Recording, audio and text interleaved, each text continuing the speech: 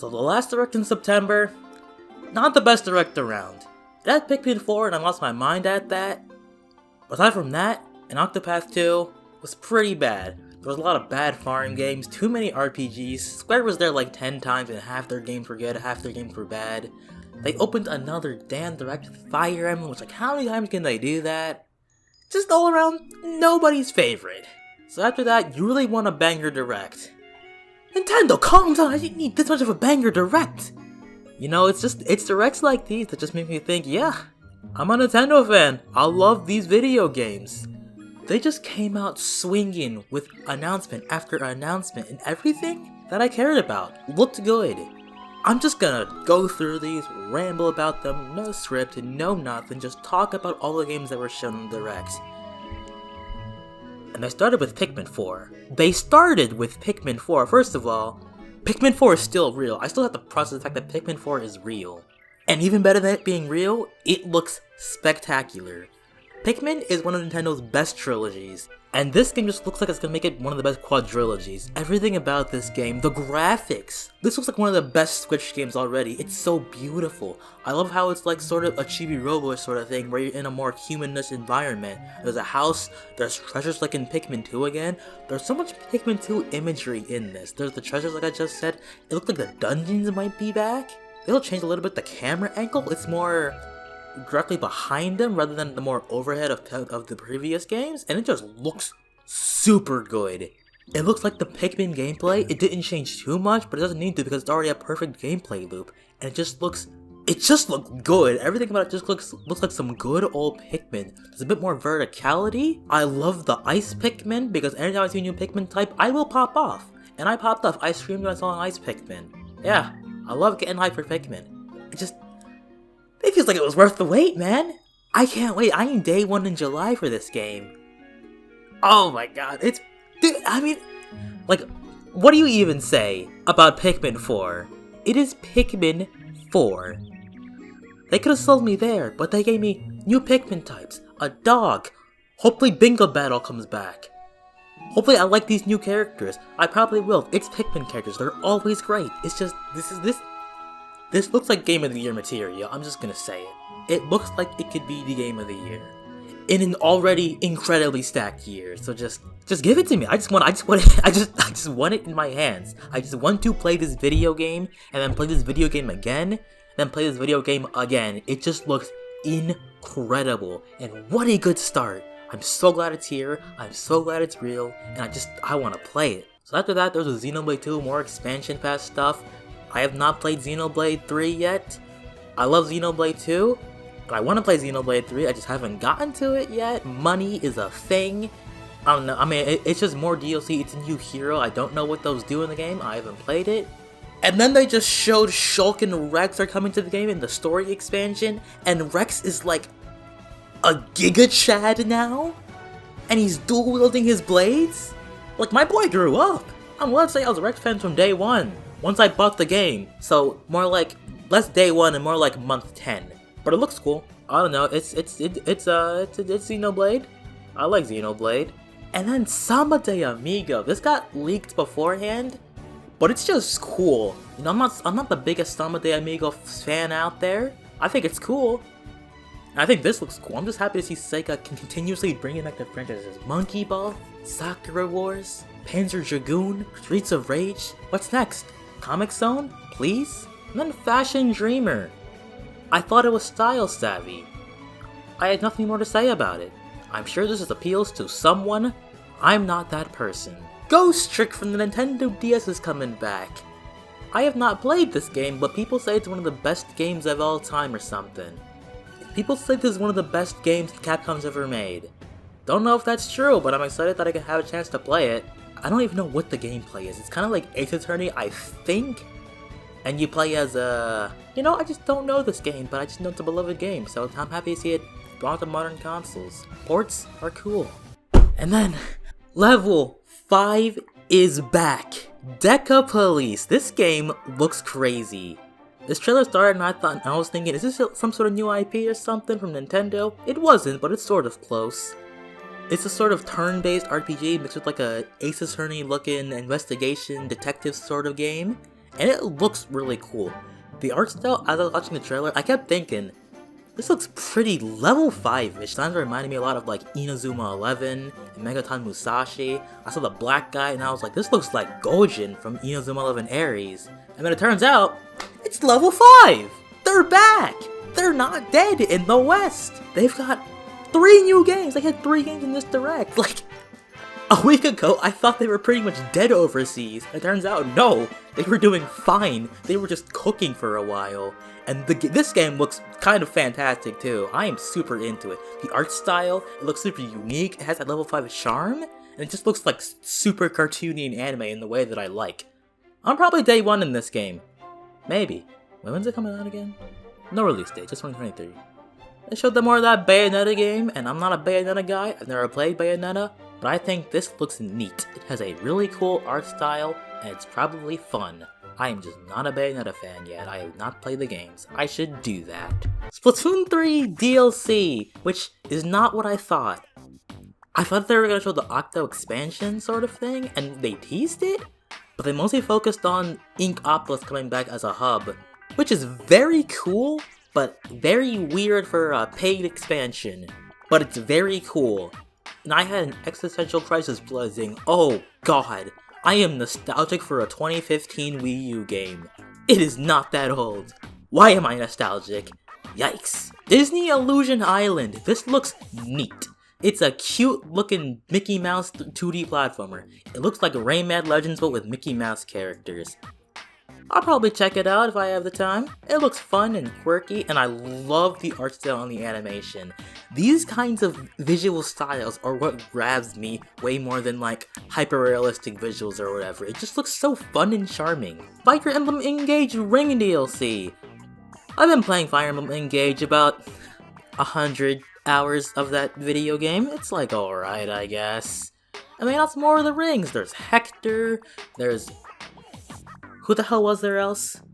There's Soren from the Ike game. They're Crom and Robin. Well, Camilla, because she's got the Bomb de Dongos. And then Veronica from the Gacha game.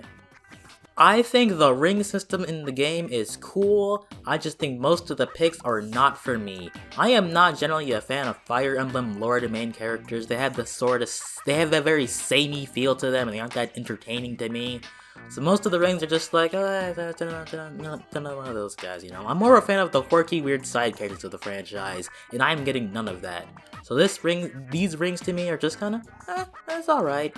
I do like Crom and Robin though, and Hector is cool. I don't care about the rest. That's a lie, Camilla is also cool. Kind of. Either way, I'm not playing much of this DLC. I have 100 hours in the game. I'm good for, like, ever. Not even halfway through, and there are already, like, so many games that I'm interested in, and it just kept it going. Octopath 2, it's got a demo, which, of course it does. The first one did, and Bravely Default, and Triangle Strategy, and this game continues to look fantastic. AC2D is still the most beautiful thing, like, ever, of all time. And then we love Katamari Reroll. Katamari Damacy is a fantastic game, but I've never played any of the other games. So I'm excited that this exists. I'm going to play it. They showed more Sea of Stars and then there's a demo for that. There was a lot of day one stuff. There was this, a bunch of stuff coming up. There was Octopath demo. There was so many shadow drops. And Sea of Stars continues to look just like the best game. Just like the most beautiful looking pixel game. It's just like, the game just looks so good. I keep, every time I see it, I'm just like, this game just keeps looking better and better. Can it be out now? Omega Strikers, I like the art style. I don't care about the gameplay. These characters are super good. I wish they were in a game I wanted to play. Etrian Odyssey Origins Collections. I always had my eye on this franchise on the 3DS and I thought, this looks neat. The art style is cute, but I never played them. So this is exciting to me because I have a chance to play these games. And they look pretty neat. It's just like some traditional RPG gameplay, dungeon crawling, with a very cute looking art style that appeals to me a lot. It's very cartoony. It just looks kind of fun. And the music in this series, I've heard the music in this series, and it goes hard. Advance Wars is alive. It's coming in 2 months. Breathe easy, Advance Wars fans. You got your W, and I will be one of you soon. Because I've always wanted to play Advance Wars, and now I will play it. Finally! Oh my god, they're out of the mud. Advance Wars fans, you're out of the mud. You took a shower. You took the nicest, cleanest shower of your life. You came out of the mud all fresh. There's not a spot on you or your car. Rejoice, Advance Wars fans. Rejoice. Much like Kirby fans, as they rejoice every year, because Return to Dreamland Deluxe still looks fantastic. They announced the new Mangalore Epilogue mode, which is kind of like the Meta Nightmare, or the King Dedede modes from Triple Deluxe. Is that Triple Deluxe? Yeah, that's Triple Deluxe, I'm pretty sure. I'm always a fan of when Nintendo does these remasters with like extra content, like Bowser's Fury, this one, Bowser's Minions, okay, not that one. But no, this game looks super charming. I just wish it had online, but I will be buying it anyway because I'm a relentless Kirby fan and I will buy all of their products. Except for when I don't. Okay, I don't buy a lot of the products, but the ones that I do buy, I'm gonna buy. Like this one. Game looks good. I just love Return to Dreamland. It's one of my favorite Kirby games. How many times can I say I want to play this game? How many times have I already said I want to play this game? I'm not gonna stop saying that soon because there were just so many good games in this direct. And the pacing, it just kept going. It was just announcement after announcement after announcement. And Game Boy and Game Boy Advance are on Switch. Like, Game Boy and Game Boy Advance are on Switch. And I know the Game Boy doesn't have the biggest library of all time. There aren't that many banger games. But there's a couple. There's Link's Awakening, Mario Land, Wario Land, Kirby Dream Land, Tetris. This is like the 6th Tetris game on Switch. And there aren't enough, I say. I'm just so happy this is finally here. But honestly, Game Boy, cool and all, but Game Boy Advance! Game Boy Advance, finally! My era, my childhood is being repped, and I'm so hyped for Game Boy Advance. They got Minish Cap, Superstar Saga, WarioWare, which I already did a playthrough of, like, today. That game is still fantastic. Mario Advance 4! Mario Advance 4, that's my first Mario game. It's like coming home. I love the GBA. And I popped off so hard. I popped off harder at WarioWare than I did at most announcements. I just love the Game Boy. I'm so glad it's here. And Kudu is present. I'm gonna play that. And there's more coming. They got Golden Sun on the way. Amazing Mirror multiplayer. Metroid Fusion. The F-Zero GBA game. Blazing Blade. Sacred Zones is better. Put that on the service. GBA is here. Oh my god, the expansion pass is finally worth its weight. Probably. I paid $10, so it's really worth its weight from the beginning.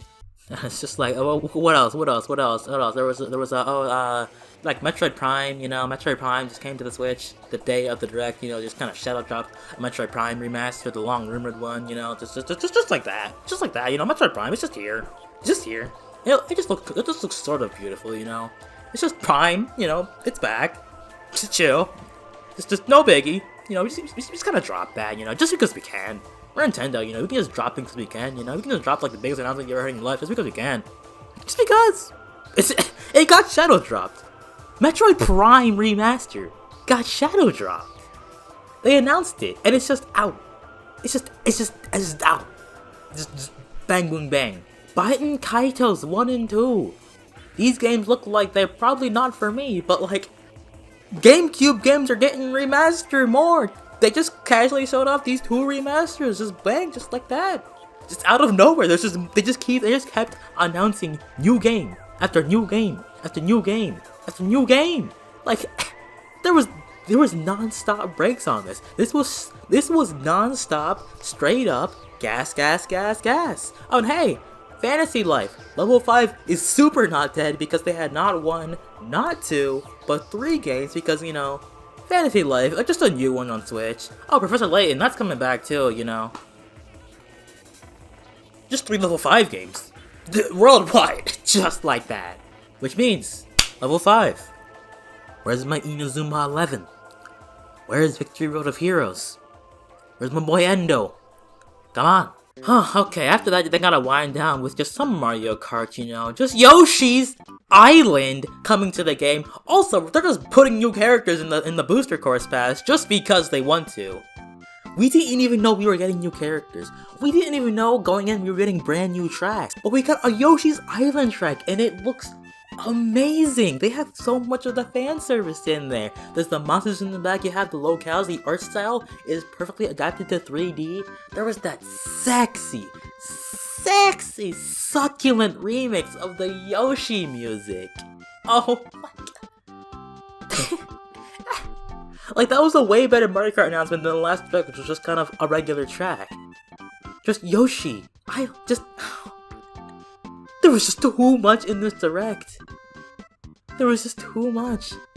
And then when they ended on Tears of the Kingdom, again for the third time, okay, yeah, I mean, how cool could it be? Yeah, it could be the coolest game of all time. It could be the coolest looking game I've ever seen in my life. It could just do that, you know, just because. It could just do that. Like, I don't know what to say about Tears of the Kingdom, honestly. It's just every single shot, there was just a cool new thing, a cool new enemy, a new item, a new place to explore, a new piece of the story. They could just say Zelda. No, they could just say ZEL. And I'm already pre-ordering the game. But Tears of the Kingdom looks like... Like, how do you follow up a masterpiece, you know? How do you follow up a masterpiece and make it look like a double masterpiece? Like, how do you follow up a masterpiece and make that game just look like trash in comparison? I just don't know how they do it. Every frame I see of this game, I just want to play it. I don't even want to see anymore. I'm glad there isn't a Zelda Direct, because they don't need to convince me to buy Tears of the Kingdom. I'm already buying it. Just going over, it's hard to talk. I don't even know what to say, bro. I don't know what to say. There was too much heat. This was like Fire Direct. I feel like no matter if you're a fan of any genre, except like, I don't know, Western AAA games or whatever, you know, there weren't any Assassin's Creed ports that look terrible, so boo-hoo for that crowd. But like, if you're a fan of anything that's either made by Nintendo or Nintendo adjacent, you had something in here. This was a direct for fans of freaky little franchises. Cause you had Pikmin 4, you had Samba de Amigo, you had Etrian Odyssey, you had Fantasy Life, you had Metroid Prime. Okay, that's not a freaky little, that's a freaky big. But the point still stands. Fans of every little thing. Ghost Trick fans got fed. There was a Tron game. I'm sure that appealed to someone. I don't know who that would be. Fans of just weird, freaky things that are Nintendo or Nintendo adjacent. They were eating so good. There were so many good reveals. There was Katamari. There were 3 level 5 games. Pikmin 4 looks like the best game since Pikmin 3. Like, gaming's gonna be great this year. And it just continues to show that 2023 is going to be a monster year for video games. In addition to all of that, there's like the fighting games that are coming out, Street Fighter, Tekken, Hi-Fi Rush just came out of nowhere and it was like the best looking game I've ever seen in my life. Like, there's so much heat on the horizon. And we're getting Pikmin, Metroid, Zelda, all in the Advance Wars, all in the same year, and that's mostly first half. We still barely know the second half of the year, pretty much. The latest game we know is Pikmin, and that is in July, and there's still the rest of the year to account for. This might be the best first half of the year in Switch history. Wow! What a direct! Nothing can sour this direct. Oh, what the hell?